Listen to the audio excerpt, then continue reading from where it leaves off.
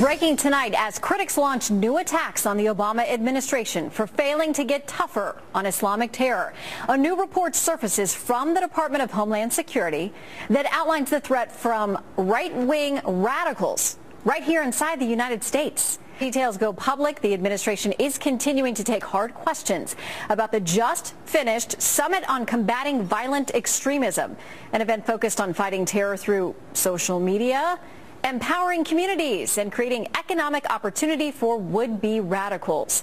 The conference was questioned for sounding more like an academic exercise than an action plan for taking on ISIS. And now this release of a report pointing at domestic right-wingers is raising questions about its timing and intent. We're looking at all the angles on the issue tonight with Dr. Ben Carson and Chris Steyerwalt. But first, let's go to Mr. Steyerwalt, our Fox News digital politics editor. All right, Chris, the conference has wrapped up. And now we have a new warning from DHS, maybe not new, but newly surfacing today, that we need to be looking out for people who have disputes, disagreements with their own government. Those are the scary guys.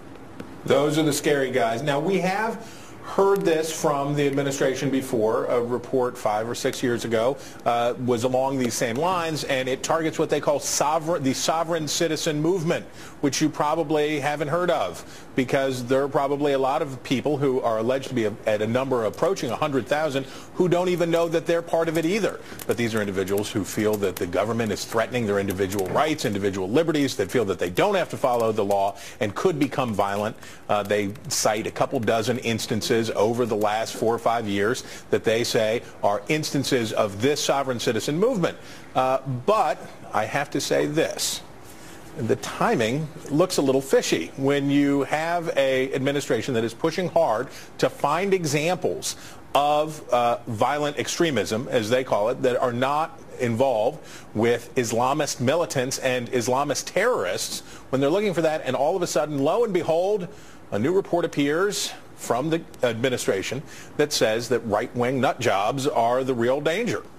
Yeah, and CARE today putting out a statement celebrating this and congratulating DHS, saying, you know, they got to keep their eye on the ball. They got to keep their eye on where the threats are. And we are very happy, not only for this report, but we also want to push the administration to do more to target the rise in violence against Muslims and others who share their faith.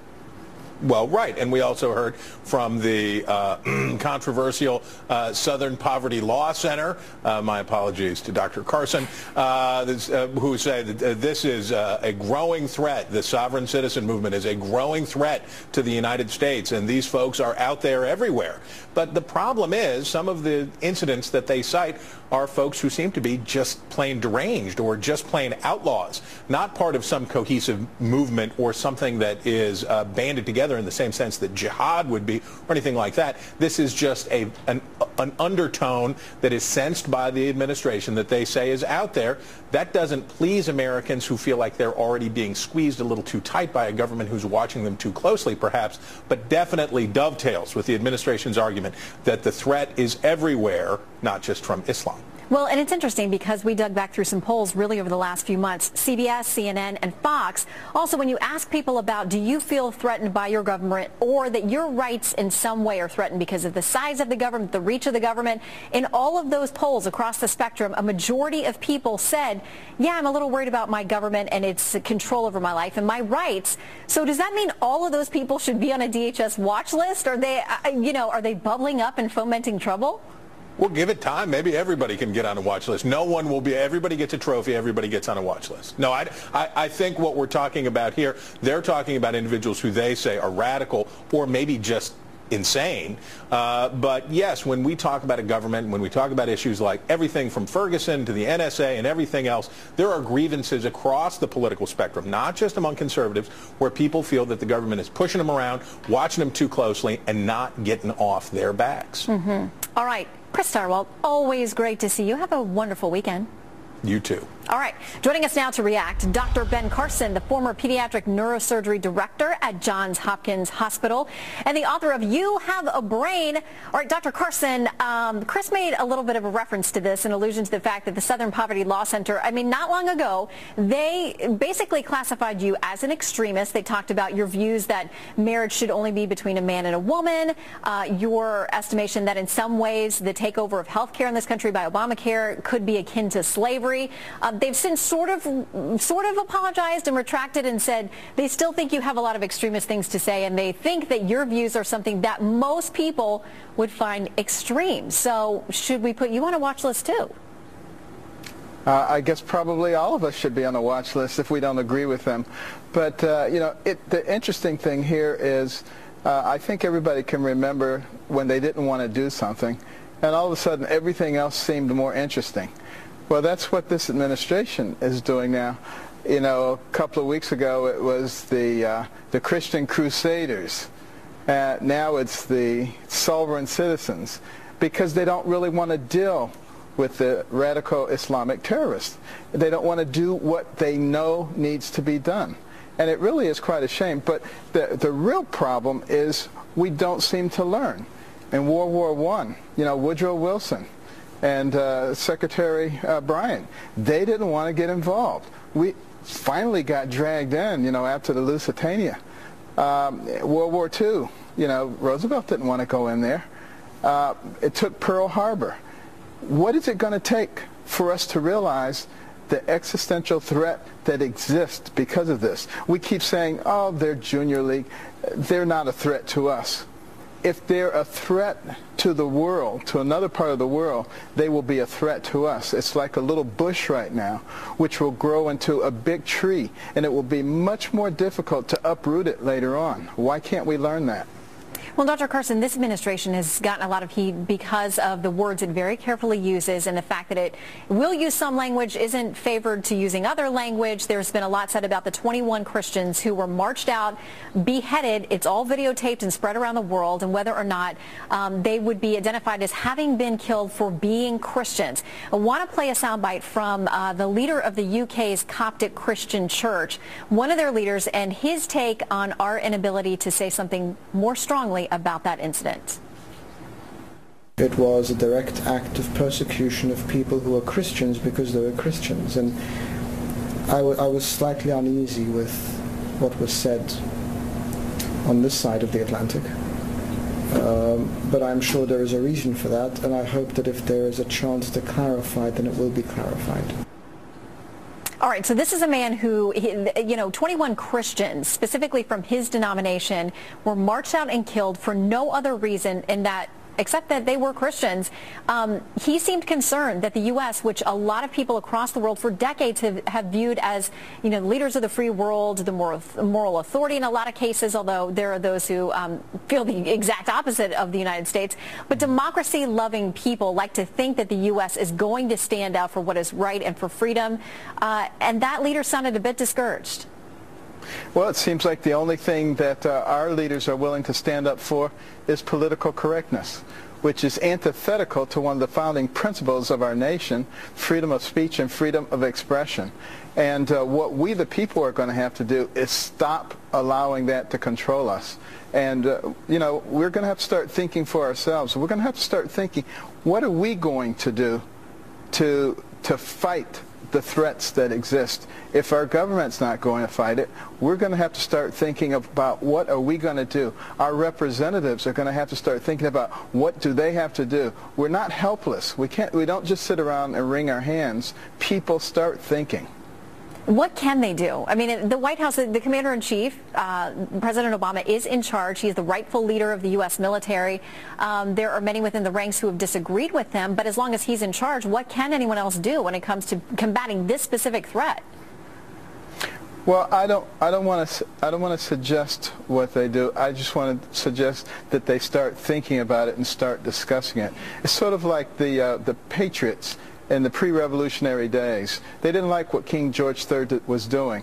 they got together and they started talking about what kind of nation do you want to have and what can we do to make sure we get it. And they began to encourage each other and they began to come up with ideals. And that's how a ragtag bunch of militiamen defeated the most powerful empire on earth.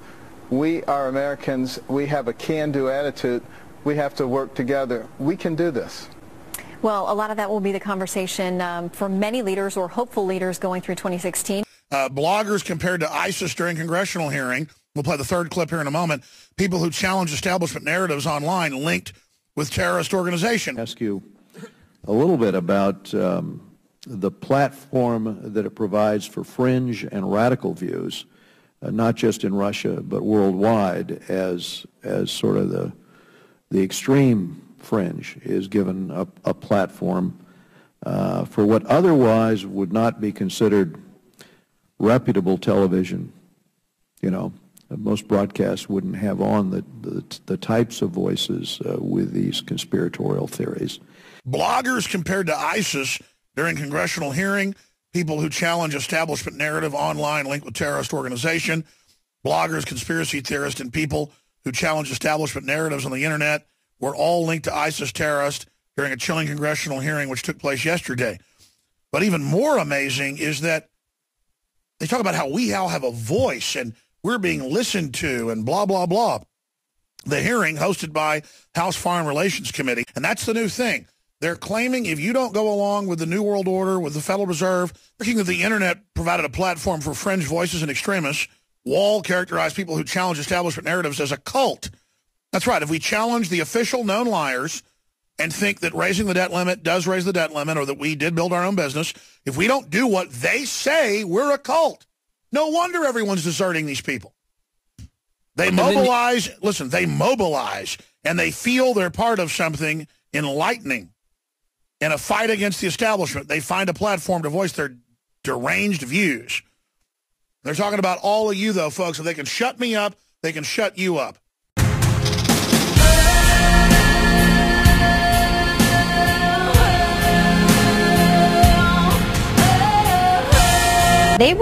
Soldiers were told that Christians, Tea Partiers, and anti-abortion activists were a radical threat tearing this country apart.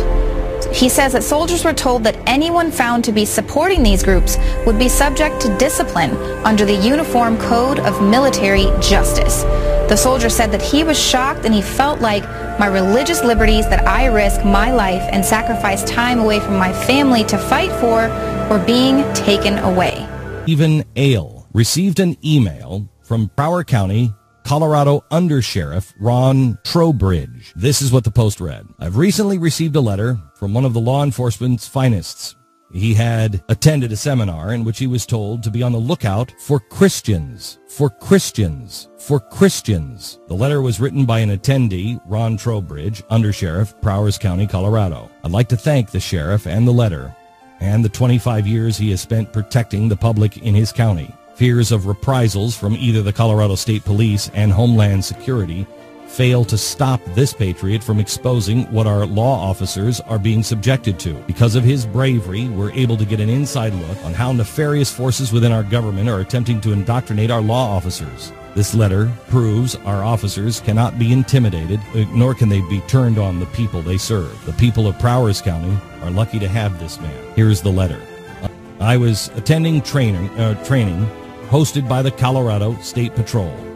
The training was from 12 in the afternoon to 4 p.m., and it covered two topics: sovereign citizens and outlaw motorcycle gangs.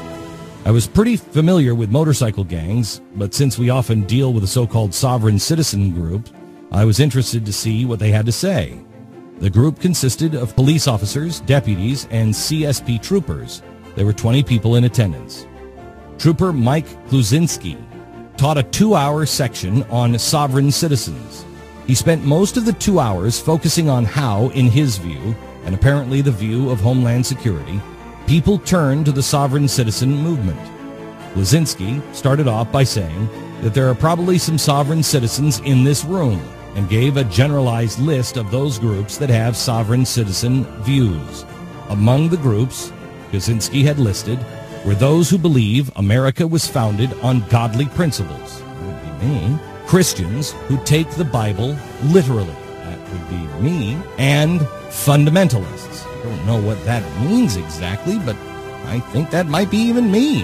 Kluczynski did not explain what he meant by fundamentalist, but from the context it was clear that he was referring again to those who took the Bible literally or, quote, too seriously. While Kluczynski emphasized that sovereign citizens have a right to their beliefs, he was clearly teaching that the groups he had listed should be watched by law enforcement and should be treated with caution because of their potential assault to law enforcement. Kluczynski said, those who are not going along with the changes in America will need to be controlled by law enforcement. Those who are not going along with the changes in America, those who are not going along with the changes in America will need to be controlled, by law enforcement, by law enforcement, by law enforcement, will need to be controlled by law enforcement. This can't be true. Please dismiss or verify. Yesterday afternoon, we verified that that is true. I ask you if you're a police officer. I ask you if you are a sheriff. I ask you if you are a service member to make your decisions now, because it will be a slippery slope. Are Christians who believe in the Bible, are they extremists? Are Christians who believe that this country was founded on godly principles, are they extremists? Sheriffs, police officers, your best friends have always been the law-abiding citizen, and those people who would never have thought of calling you pigs or anything else. And you know that. Don't get sucked in because of your job, because I'm just taking orders, because what am I going to have on my pension? It's a slippery slope. I'm asking that you make your decision on where you stand and where the line is now, because if you don't make the decision before it happens, you most likely will make the wrong one when it does happen. Know where your line is. What are you prepared to do? What are you prepared to do? We fought a revolution in the name of certain beliefs, of liberty, of justice for all, of self-rule and self-reliance. There are many in this country who feel we have not yet won that war. Fewer and fewer of us are voting, more and more of us are joining the ranks of a resistance. My question to you, and I don't expect you to answer it, just think about it in your head. How bad do things have to get before you do something? Do they have to take away all your property? Do they have to license every activity that you want to engage in? Do they have to be throwing you on cattle cars before you start to say, now wait a minute, I don't think this is a good idea? How long is it going to be before you finally resist and say, no, I will not comply?